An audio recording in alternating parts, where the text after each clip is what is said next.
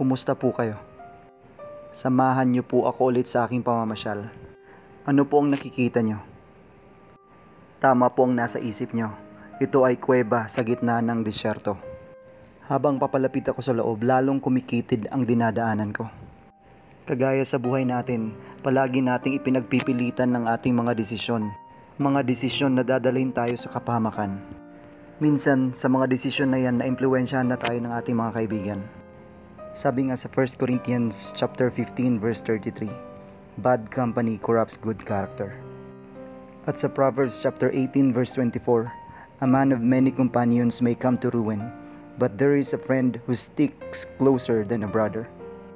Kaya pumili ng mga kaibigan na matatakbuhan, masasandalan at malalapitan hindi lang sa oras ng kasiyahan, pati na rin sa oras ng kalukutan sila ay nandyan.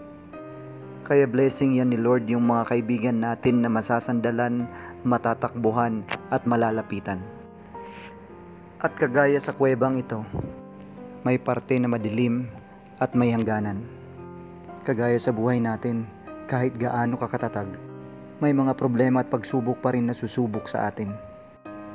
Kaya pag napagod, huwag po susuko, magpahinga lang. At pag hindi na kaya, lumapit ka lang kay Lord. Sabi nga sa Matthew chapter 11 verse 28, come to me, O you who are weary and burdened, and I will give you rest.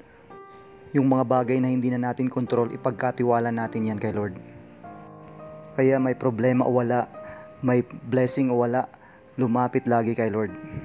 Kaya always seek the blesser and the source. Kasi ang blessing at ang resources ay nauubos po yan.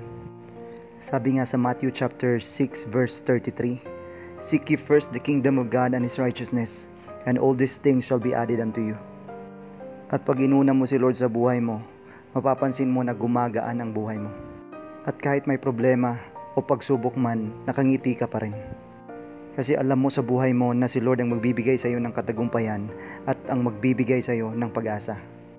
At kahit nandito kami sa loob ng kuweba, meron pa ring mga taong tayo malalapitan at masasandalan at masasabi nating tunay na mga kaibigan. Kaya let's all be grateful and thankful always, every day. At kahit gaano kahirap ang buhay, may liwanag pa rin tayong makikita. God bless you, and always remember, God loves you.